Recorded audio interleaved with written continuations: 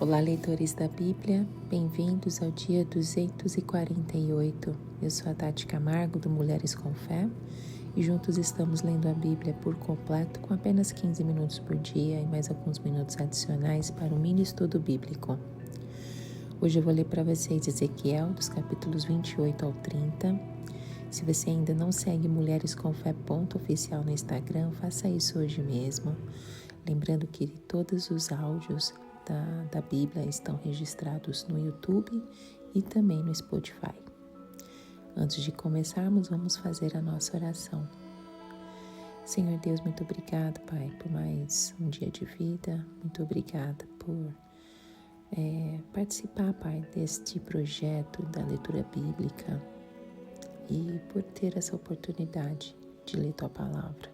Obrigada pela liberdade que temos, o acesso que temos à Tua Palavra, que Teu Espírito Santo possa nos ensinar, nos revelar a Tua vontade, nos dando sabedoria, conhecimento, compreensão de tudo que estivermos lendo hoje. Remova as distrações, que nós possamos manter o foco em Ti, priorizando sempre o Senhor em nossas vidas. Fale conosco, nos transforme e que possamos, Pai, abençoar alguém que nós encontrarmos hoje com aquilo que o Senhor tem nos ensinado. Em nome de Jesus. Amém. Ezequiel, capítulo 28. Profecia contra o rei de Tiro.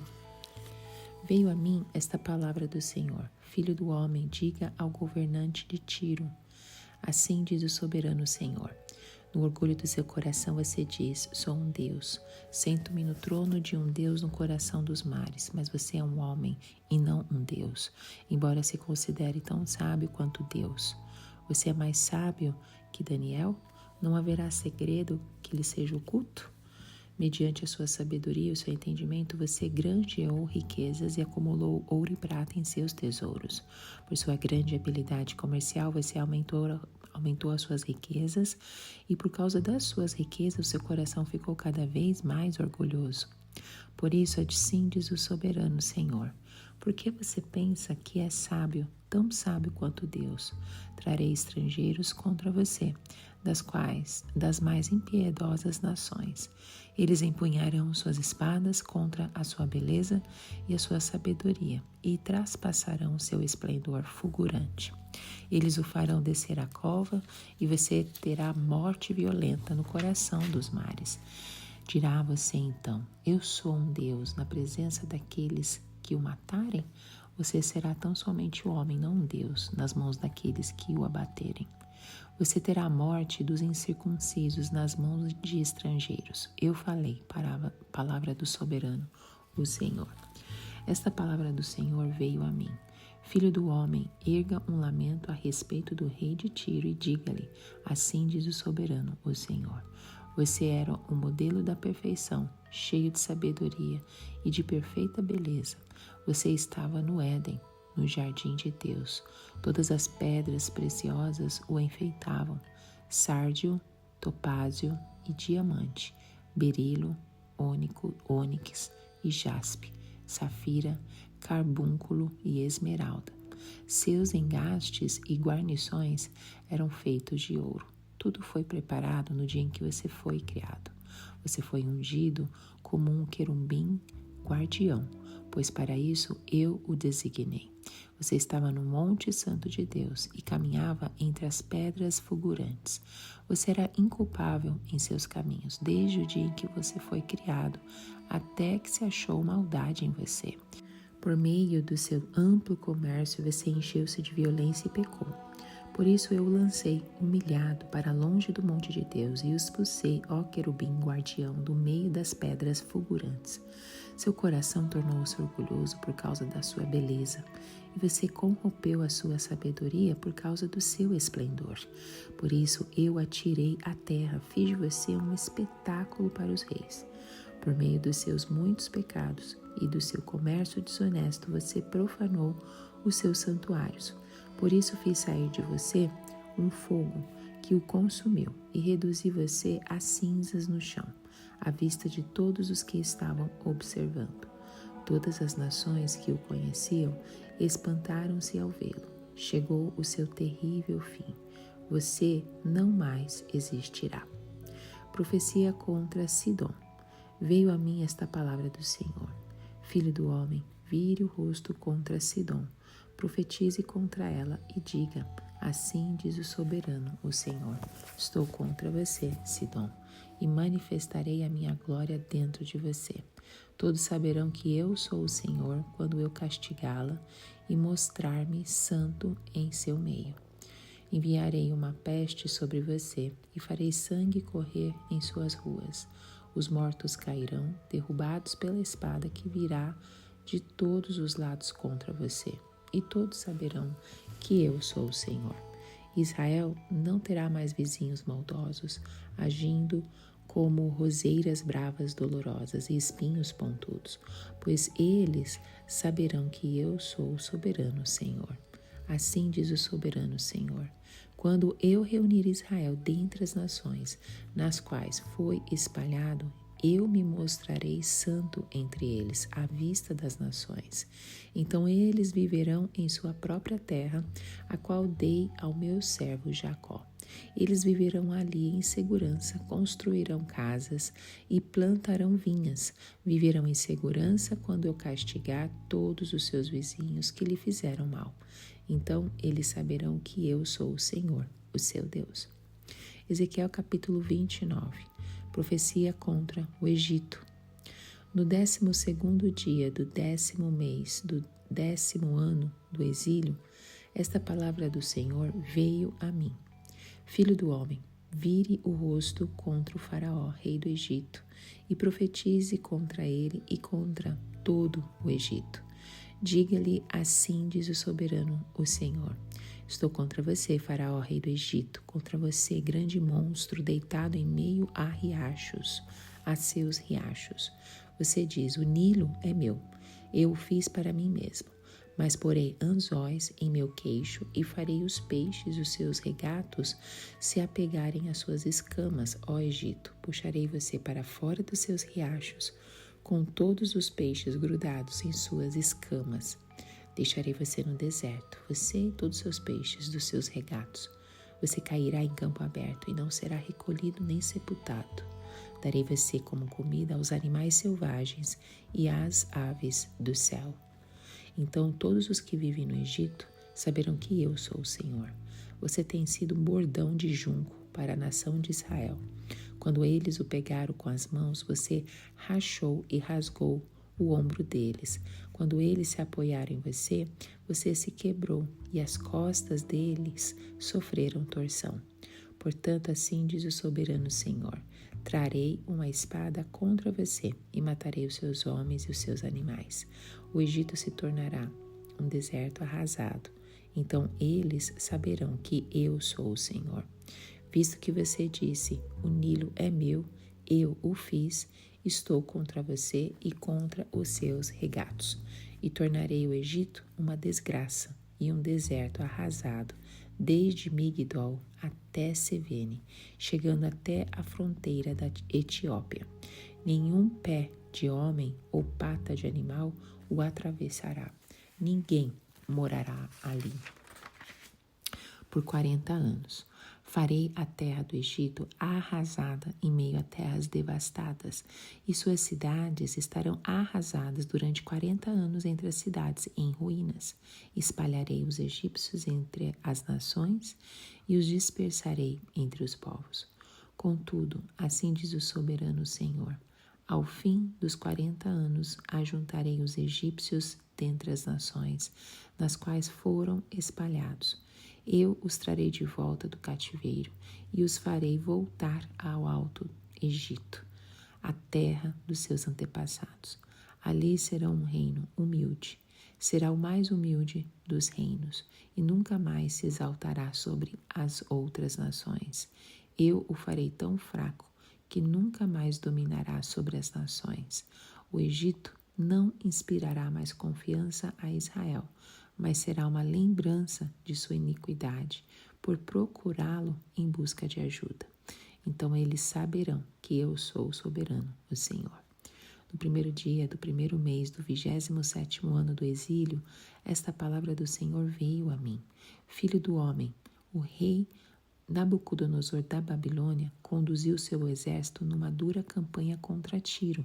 Toda a cabeça foi esfregada até não ficar cabelo algum, e todo o ombro ficou esfolado. Contudo, ele e o seu exército não obtiveram nenhuma recompensa com a campanha que ele conduziu contra Tiro. Por isso, assim diz o soberano Senhor: vou dar o Egito ao rei Nabucodonosor da Babilônia, e ele levará embora a riqueza dessa nação. Ele saqueará e despojará a terra como pagamento para o seu exército. Eu lhe dei o Egito como recompensa por seus esforços, por aquilo que ele e o seu exército fizeram para mim. Palavra do soberano Senhor.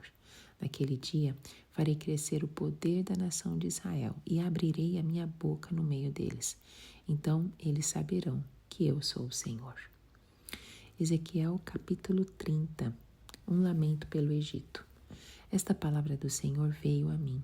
Filho do homem, profetiza e diga: assim diz o soberano Senhor. Clamem e digam: ai, aquele dia, pois o dia está próximo. O dia do Senhor está próximo, será dia de nuvens, uma época de condenação para as nações. A espada virá contra o Egito e a angústia virá sobre a Etiópia. Quando os mortos caírem no Egito, sua riqueza lhe será tirada e os seus alicerces serão despedaçados. A Etiópia e Put, Lud e toda a Arábia, a Líbia e o povo da terra da aliança cairão à espada junto com o Egito.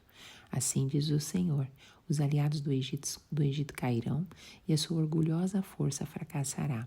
Desde Migdol até Sevene, eles cairão à espada. Palavra do soberano Senhor.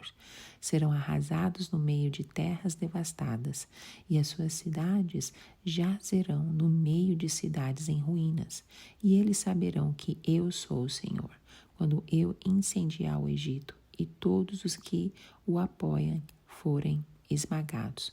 Naquele dia enviarei mensageiros em navios para assustar o povo da Etiópia que se sente seguro. A angústia se apoderará deles no dia da condenação do Egito, pois é certo que isso acontecerá. Assim diz o soberano Senhor: darei fim à população do Egito pelas mãos do rei Nabucodonosor da Babilônia. Ele e o seu exército, a nação mais impiedosa, serão levados para destruir a terra. Eles empunharão a espada contra o Egito e a terra se encherá de mortos. Eu secarei os regatos do Nilo e venderei a terra a homens maus. Pela mão de estrangeiros deixarei arrasada a terra e tudo que nela há. Eu, o Senhor, falei. Assim diz o soberano, o Senhor: destruirei os ídolos e darei fim às imagens que há em Mênfis. Não haverá mais príncipe no Egito, e espalharei medo por toda a terra. Arrasarei o alto Egito, incendiarei Zoã e infligirei castigo à terra, a Tebas. Derramarei a minha ira sobre Pelúsio, a fortaleza do Egito, e acabarei com a população de Tebas. Incendiarei o Egito. Pelúsio se contorcerá de agonia. Tebas será levada pela tempestade. Mênfis estará em constante aflição. Os jovens de Heliópolis e de Bubastes cairão à espada, e a população das cidades irá para o cativeiro. As trevas imperarão em pleno dia, em Táfnis, quando eu quebrar o jugo do Egito. Ali sua força orgulhosa chegará ao fim. Ficará coberta de nuvens, e os moradores dos seus povoados irão para o cativeiro. Assim eu darei castigo ao Egito, e todos ali saberão que eu sou o Senhor. No 7º dia do 1º mês do 11º ano, a palavra do Senhor veio a mim. Filho do homem, quebrei o braço do faraó, rei do Egito. Não foi enfaixado para sarar, nem lhe foi posta uma tala para fortalecê-lo, o bastante para poder manejar a espada. Portanto, assim diz o soberano, o Senhor: estou contra o faraó, rei do Egito. Quebrarei os seus 2 braços, o bom e o que já foi quebrado, e farei a espada cair da sua mão. Dispersarei os egípcios entre as nações e os espalharei entre os povos. Fortalecerei os braços do rei da Babilônia e porei a minha espada nas mãos dele. Mas quebrarei os braços do faraó, e este gemerá diante dele como um homem mortalmente ferido. Fortalecerei os braços do rei da Babilônia, mas os braços do faraó penderão sem firmeza. Quando eu puser minha espada na mão do rei da Babilônia e ele a brandir contra o Egito, eles saberão que eu sou o Senhor. Eu dispersarei os egípcios no meio das nações e os espalharei entre os povos. Então eles saberão que eu sou o Senhor. Amém. Ezequiel 28 nos mostra que o orgulho humano é incapaz de sustentar as grandezas que não procedem de Deus. O rei de Tiro, tão sábio e belo aos próprios olhos, acabou reduzido a pó diante do juízo do Senhor. Este capítulo nos alerta: tudo o que não está firmado na humildade diante de Deus será destruído. A arrogância nunca é neutra, ela é uma idolatria disfarçada. O capítulo 28 de Ezequiel se insere no bloco de mensagens divinas contra as nações, mas especificamente na sequência de profecias contra Tiro. Tiro era uma das mais poderosas cidades fenícias, referência em comércio marítimo, luxo e influência cultural. A cidade ficava numa ilha fortificada no mar Mediterrâneo e, por sua localização, representava uma potência quase inexpugnável. O texto foi escrito por Ezequiel, um sacerdote profeta que vivia no exílio babilônico por volta de 590 a.C. O capítulo 28 é dirigido tanto ao príncipe, do versículo 1 ao 10, quanto ao rei de Tiro, dos versículos 11 ao 19, numa progressão retórica que parte do humano para o simbólico. A linguagem se torna cada vez mais elevada, fazendo uso de imagens do Éden, do querubim e do Monte Santo de Deus. O texto começa com um julgamento direto. No orgulho do seu coração você diz: sou um Deus, versículo 2. O príncipe de Tiro, provavelmente Etibal III, não apenas se considerava poderoso, mas invocava para si prerrogativas divinas. Instalado no coração dos mares, ele se via como invulnerável, entronizado como uma divindade. Ezequiel, no entanto, confronta com a verdade. Você é um homem e não um Deus. Mesmo que a sua sabedoria e riqueza fossem notórias, mais sábio que Daniel, isso não o tornava divino. Pelo contrário, foi essa autoconfiança inflada que causou sua queda. A segunda mensagem foi em forma de lamento, intensifica o retrato do governante de Tiro.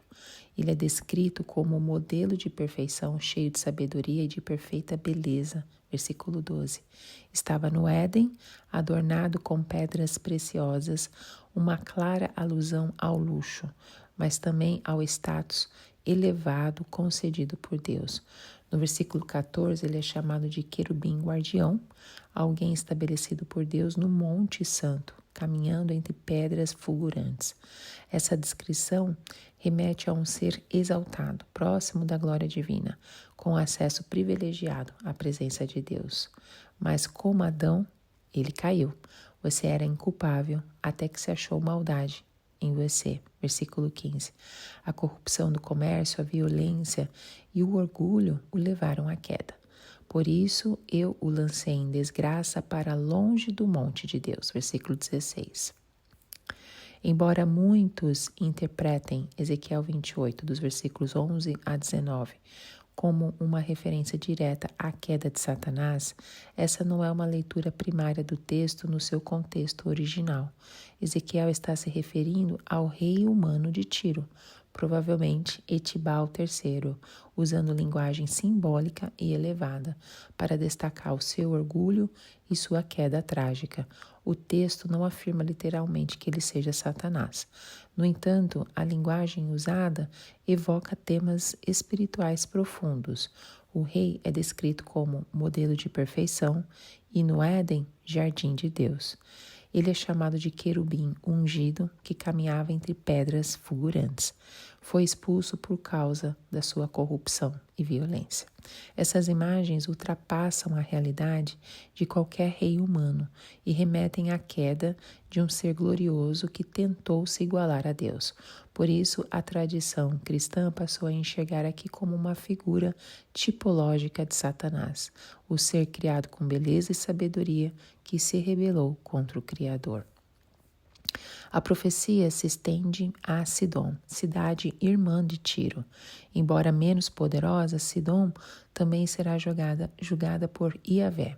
Estou contra você, Sidom, e manifestarei a minha glória dentro de você. Versículo 22. A praga e o derramamento de sangue, no versículo 23, revelam a ação soberana de Deus, mesmo sobre povos que não pertencem à aliança. A razão é teológica. Eles então saberão que eu sou o Senhor. Não se trata de mera punição política, mas de uma revelação divina.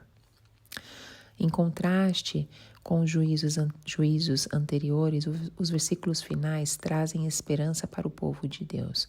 Yahvé promete restaurar Israel, reunindo-o das nações e manifestando sua santidade diante de todos. Então eles viverão em sua própria terra, a qual dei ao meu servo Jacó. Versículo 25. A promessa inclui segurança, prosperidade e liberdade do escárnio dos inimigos. Construirão casas e plantarão vinhas, viverão em segurança. Versículo 26. Essa visão aponta para um futuro em que Deus, e não o orgulho humano, será a base da restauração. Embora Ezequiel 28 não tenha citação direta no Novo Testamento, as suas imagens e temas reaparecem em vários contextos. Primeiro, a figura de alguém exaltado que cai por orgulho se encaixa no que Filipenses 2, de 5 a 11, descreve sobre Cristo. Ao contrário do rei de Tiro, Jesus não considerou que o ser igual a Deus era algo a que devia apegar-se, mas se humilhou até a morte. O Senhor exalta os humildes e abate os soberbos. Esse capítulo nos faz refletir. Será que estou buscando reconhecimento além do que Deus me concedeu? Será que, como rei de Tiro, me deslumbro com minha própria sabedoria ou sucesso? Ezequiel 29 revela que nenhum império, por mais antigo ou poderoso, pode resistir ao juízo de Deus. O Senhor desmonta o orgulho egípcio, expõe sua fraqueza e mostra que a confiança em alianças humanas é uma traição à fé. Mesmo assim, ele é ainda misericordioso. Depois do juízo, ele promete restauração, mas sem a glória do passado. Esse texto nos ensina que a soberania de Deus governa a história e que, cedo ou tarde, todos os reinos e corações reconhecerão quem ele é. Ezequiel 29 marca o início de uma longa série de mensagens divinas contra o Egito, o último dos 7 povos estrangeiros denunciados no livro. Esses discursos refletem o envolvimento político de Judá com o Egito no final do século 7 e no início do século 6 a.C., especialmente nos dias de Zedequias. Ezequiel inicia a mensagem com uma acusação direta. Estou contra você, Faraó, rei do Egito, contra você, grande monstro deitado em seus riachos. Você diz, o Nilo é meu e eu fiz para mim mesmo. Versículo 3. A imagem do crocodilo é poderosa. No imaginário egípcio, ele simbolizava força, domínio e ligação com a divindade como Sobek. Aqui, no entanto, é usado para mostrar arrogância e ilusão. O faraó se vê como criador e dono do Nilo, algo que apenas Deus é de fato. A resposta de Deus é irônica. Ele vai colocar anzóis em seu queixo, puxá-lo do rio com todos os peixes grudados em suas escamas e lançá-lo morto no deserto. Versículos 4 e 5. Essa imagem grotesca mostra o desmantelamento completo da glória egípcia. A metáfora muda. Agora o Egito é descrito como um bordão de junco, algo frágil que quebra e machuca, que tenta se apoiar. Versículo 6, parte B. Israel confiou no Egito, mas essa aliança só trouxe dor. O versículo 7 detalha as consequências. Quando eles o pegaram com as mãos, você rachou e rasgou os ombros deles. A traição não foi apenas ineficaz, foi destrutiva. Deus então decreta: trarei uma espada contra você e matarei os seus homens e os seus animais. A terra se tornará um deserto arrasado e todos saberão quem é Yahvé. A acusação do versículo 9, o Nilo é meu, eu o fiz, reaparece. Em resposta, Deus diz: tornarei o Egito uma desgraça e um deserto arrasado, desde Migdol até Sevene. Isso aqui equivale a dizer, da fronteira norte até o extremo sul do país. O número 40 aparece 2 vezes nos versículos 11 e 12, representando uma geração completa. O Egito será desolado por esse tempo, sem trânsito de homens ou animais. Suas cidades serão as mais desoladas entre as cidades arruinadas. Apesar do juízo, Deus declara: ao fim dos 40 anos ajuntarei os egípcios entre as nações nos quais foram espalhados.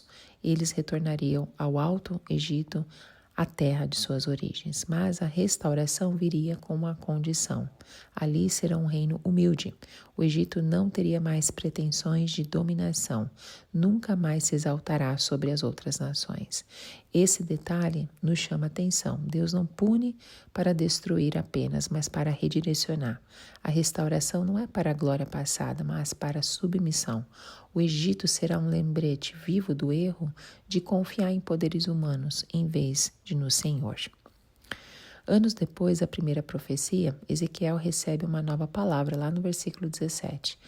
Ela afirma que, apesar do imenso esforço contra Tiro, Nabucodonosor não recebeu recompensa. Versículo 18. Então Deus decide dar a ele o Egito. Ele saqueará e despojará a terra como pagamento para o seu exército. E isto é surpreendente. Deus reconhece o esforço humano, mesmo que o objetivo, a conquista de Tiro, não tenha sido plenamente alcançado. Mais do que isto, reconhece que Nabucodonosor fez isso para mim. Versículo 20. O ponto aqui é que Deus é soberano até sobre os pagãos. Ele usa reis como instrumentos e lhes dá pagamento para cumprirem seus planos, mesmo sem conhecerem o verdadeiro propósito por trás. Essa parte termina com uma nota de esperança. Naquele dia farei crescer o poder da nação de Israel. Versículo 21. A palavra chifre simboliza força, autoridade e domínio. Além disso, Deus diz: abrirei a minha boca no meio deles. Isso reafirma a autoridade profética de Israel, de Ezequiel. Mesmo diante do silêncio e da espera, Deus não abandonou sua palavra. A palavra voltaria a ser proclamada e ouvida. O juízo contra o orgulho do Egito encontra eco no ensino de Jesus sobre os que se exaltam. Quem se exalta será humilhado. Lucas 14, 11. A soberania de Deus sobre as nações também é reafirmada em Atos 17, 26. De um só fez todos os povos e lhes marcou os tempos previamente estabelecidos e os lugares exatos onde deveriam habitar. Além disso, a figura do chifre aponta profeticamente para Cristo em Lucas 1,69. Zacarias declara que Deus suscitou plena salvação para nós na casa do seu servo Davi, usando exatamente essa imagem do chifre da salvação. A restauração de Israel e a limitação dos reinos pagãos prefiguram o reinado eterno do Messias, que derruba tronos humanos e estabelece um reino que jamais será destruído. Esse capítulo nós somos confrontados com a arrogância humana. Como o faraó, nós podemos achar que controlamos a nossa vida, que o nosso Nilo é obra nossa. Mas Deus sempre nos lembra: a terra é minha, tudo que nela há.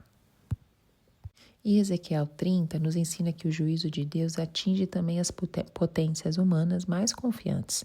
Quando confio em alianças políticas, em riquezas ou estruturas de poder, estou construindo sobre a areia. O Egito, símbolo de orgulho e segurança falsa, será destruído para que todos saibam: eu sou o Senhor. E essa palavra pode nos confrontar, porque nos chama ao arrependimento, nos mostra que só há firmeza naquilo que Deus sustenta. O capítulo 30 se insere em uma longa sessão de mensagens divinas contra as nações, com foco especial no Egito. A profecia foi entregue no 11º ano do exílio de Joaquim, ou seja, por volta do ano de 587 a.C., pouco antes da queda final de Jerusalém, enquanto Judá se debatia entre a submissão à Babilônia e as tentativas de aliança com o Egito. Ezequiel então anuncia o juízo que Deus traria sobre essa nação aparentemente poderosa. O texto ele começa com um anúncio profético bem direto. Ai, aquele dia, pois o dia do Senhor está próximo. Versículo 3. Esse dia é descrito como tempo de trevas e juízo para as nações. É um conceito que aparece em profecias como as de Joel 2 e Sofonias 1, mas aqui está diretamente relacionado ao destino do Egito. Para mim, isso mostra que o juízo de Deus não está restrito a Israel. Ele é soberano sobre todas as nações. O dia do Senhor é o momento em que Deus interfere na história para julgar com justiça. A mensagem se estende a aliados regionais do Egito: Etiópia, Fut, Lud, Arábia, Líbia e outros. Esses povos formavam uma espécie de coligação militar, alguns como mercenários egípcios, outros como vassalos ou aliados políticos. Mas o texto é claro: cairão pela espada junto com o Egito. Versículo 5. Isso nos ensina que confiar em alianças humanas não é garantia de segurança. Quando Deus decide agir, nenhuma força conjunta pode resistir. A soberania dele ultrapassa todos os tratados, exércitos ou estratégias. E mais, o temor do Senhor se espalhará. Os mensageiros enviados por Deus para assustar os povos da Etiópia, versículo 9, indicam que esse juízo é um sinal para as nações. O medo diante da justiça divina se tornará global. O instrumento da justiça será Nabucodonosor, rei da Babilônia. Darei fim à população do Egito pelas mãos do rei Nabucodonosor. Versículo 10. Essa escolha mostra que Deus governa, inclusive, os impérios pagãos. Ele usa reis ímpios como ferramentas para cumprir os seus propósitos. Secarei os regatos do Nilo. Essa é uma imagem forte. O Nilo era o coração da vida egípcia. Secá-lo simboliza a ruína econômica, a falência da agricultura, o colapso da vida cotidiana. Deus está atacando diretamente o orgulho nacional. A partir do versículo 13, o texto se torna quase poético na descrição do colapso das principais cidades egípcias: Mênfis, Zoa, Tebas, Pelúsio, Heliópolis, Bubastes e Táfnis. Elas são citadas. Cada uma é atingida por fogo, agonia, cativeiro ou escuridão. A linguagem é vívida. Espalharei medo por toda a terra, Pelúsio se contorcerá de agonia, Tebas será levada pela tempestade, as trevas imperarão em pleno dia em Táfnis. Esse colapso urbano aponta para algo além da destruição física. É a humilhação pública de uma nação orgulhosa. Deus atinge o coração da identidade egípcia. Isso nos faz pensar em que áreas da nossa vida temos confiado como se fossem invencíveis. Às vezes Deus permite o colapso dessas fortalezas para que percebamos nossa dependência dele. A última parte do capítulo traz uma poderosa metáfora: quebrei o braço do faraó, versículo 21. Em contextos antigos, o braço era símbolo de força e capacidade militar. Um rei com o braço quebrado não pode brandir a espada, está derrotado mesmo antes da batalha. E o texto vai além. Deus não apenas quebrou o braço que estava fraco, mas também o que ainda era forte, no versículo 22. O faraó está completamente incapacitado e, ao mesmo tempo, fortalecerei os braços do rei da Babilônia, versículo 24. O resultado? O Egito será disperso, o seu povo espalhado entre as nações. A mesma sorte que Israel enfrentou agora atinge o império em que Judá confiava. Embora Ezequiel 30 trate de um juízo histórico, há ecos dessa mensagem no Novo Testamento. O dia do Senhor ganha um significado ainda mais profundo em texto como 1 Tessalonicenses 5:2 e 2 Pedro 3:10. Será o dia final, quando Cristo julgará os vivos e os mortos. E assim terminamos esses 3 capítulos, nos ensinando que o juízo de Deus é sério. Não é seletivo nem parcial. Mesmo em nações tão influentes quanto o Egito, não escapa da mão de Deus. Isso nos chama à humildade. Que Deus nos ensine a cada dia a sermos mais humildes e nos ensinando também que as alianças humanas não substituem a confiança em Deus. Que Deus te abençoe e até o próximo áudio. Tchau, tchau.